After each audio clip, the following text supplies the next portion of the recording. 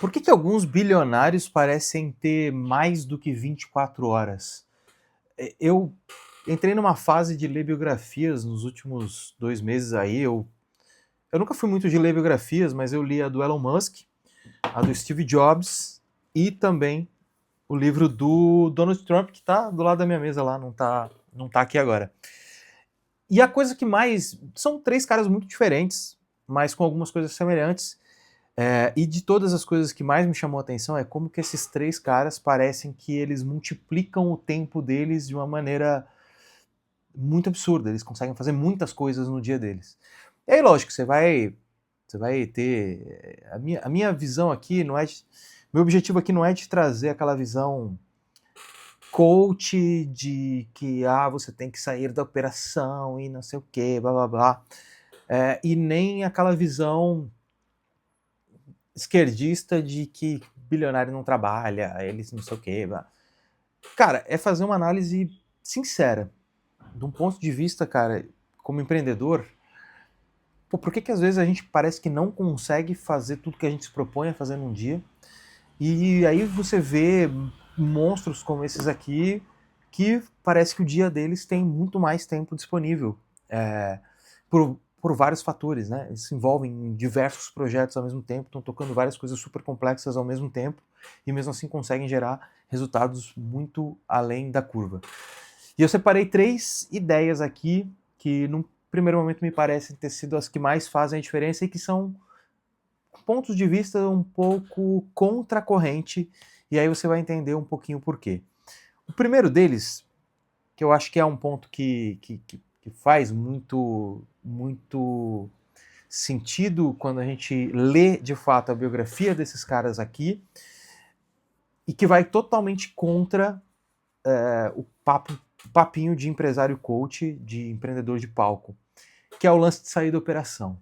Você vai ouvir muito isso, de que você tem que sair da operação para você ter mais tempo pro estratégico, não sei o quê, blá blá blá. O fato é que esses caras aqui não saíam da operação nem fudendo. Elon Musk é o tipo de cara que ele ia apertar parafuso na linha de produção, porque ele era psicopata em entender como que ele podia melhorar a produção dele, como que ele podia melhorar a fábrica da Tesla, por exemplo, enfim. E ele estava 100% envolvido com cada detalhe. É lógico que ele não ficava o dia inteiro lá fazendo isso, mas sempre que precisava, ele ia lá, apertava o parafuso para entender como melhorar aquilo, como melhorar aquele processo, incansavelmente. E isso é um padrão desses três caras, mas principalmente desses dois, Steve Jobs e Elon Musk. Eles são caras que estão metidos no operacional, mas aí que vem o lance. Metidos no operacional de uma maneira estratégica. Então não é você simplesmente estar ali apagando incêndio todo dia ou fazendo atividades burocráticas ali todo dia. Não. É você escolher se enfiar na operação para ter a experiência do chão de fábrica mesmo ali, para você entender realmente como que aquele cara que está fazendo aquela função faz aquilo, como que é o dia dele, o que ele está fazendo de certo, o que ele está fazendo de errado, para que isso te dê maneiras de você pensar em como melhorar o processo. E aí vem um insight que cabe muito bem em todos esses caras aqui. Eles são fascinados por melhorar o processo, por melhorar a forma como é feito as coisas, e não somente entregar um produto melhor, mas entregar como eu entrego aquele produto melhor. Como que eu otimizo o meu processo produtivo para entregar aquele produto melhor. São apaixonados por cada detalhezinho. E ninguém consegue chegar nesse nível de detalhamento, de melhoria de um processo, se não ir lá e botar a mão na massa em alguns momentos. Então, eu acho que esses caras conseguem fazer tantas coisas porque eles escolhem colocar o tempo deles dentro do operacional, nas coisas estratégicas que vão repercutir em processos muito melhores e que vão repercutir em empresas muito melhores, e é por isso que eles conseguem fazer tanta coisa ao mesmo tempo, porque as empresas dele executam muito bem as coisas que são propostas, e não são empresas lentas, morosas, porque quando é necessário ir lá, botar a mão na massa e tomar uma decisão, eles fazem isso. O segundo ponto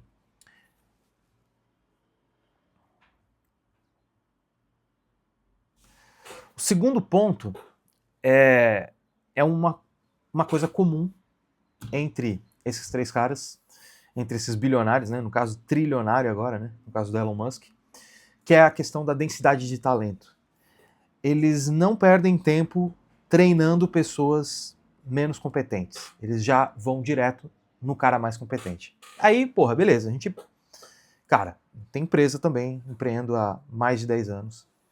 A gente sabe que nem sempre a gente vai conseguir ter capital, caixa para contratar a pessoa mais experiente para a função, um funcionário mais sênior.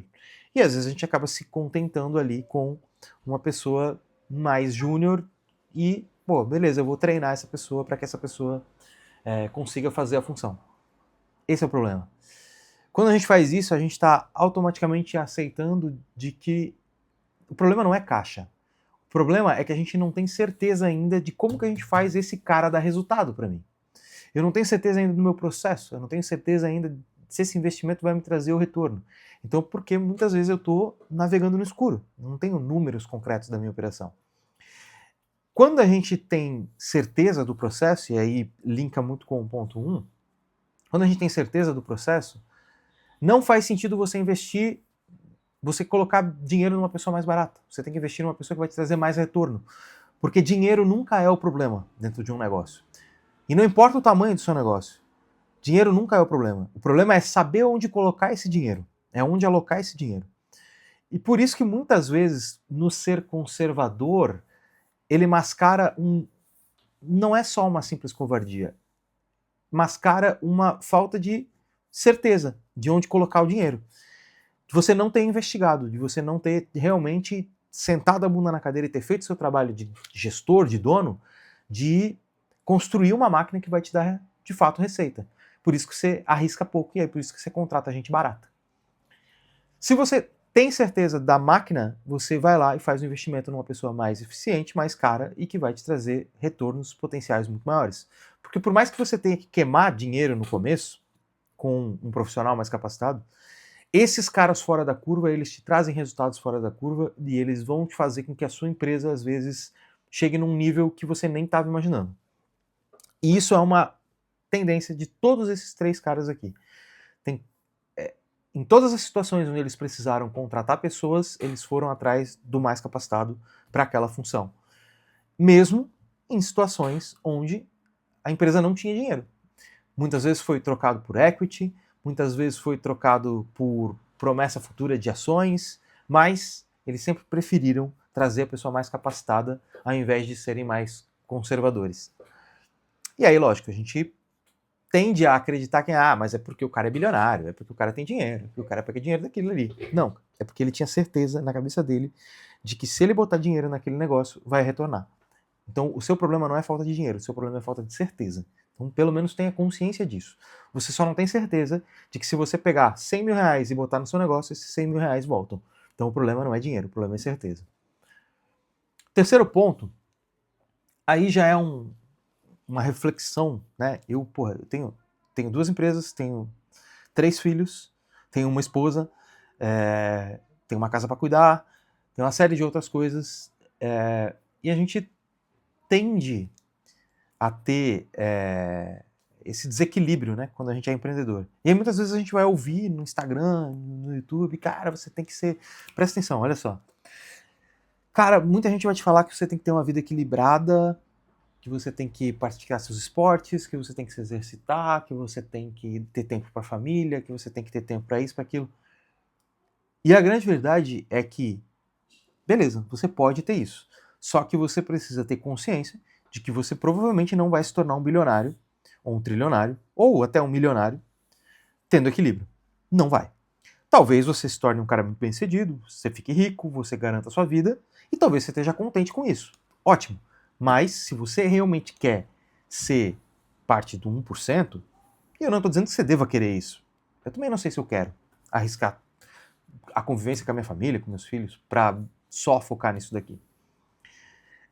Mas o fato é que tem muita gente dizendo que você tem que ter resultados extraordinários e tal, e buscar o bilhão e blá blá blá, mas tem que ter equilíbrio também. Nenhum desses caras teve equilíbrio. Nenhum desses caras manteve uma família estruturada. O Elon Musk passou a vida inteira de casamento em casamento, em várias brigas, e teve briga com filhos e tudo mais.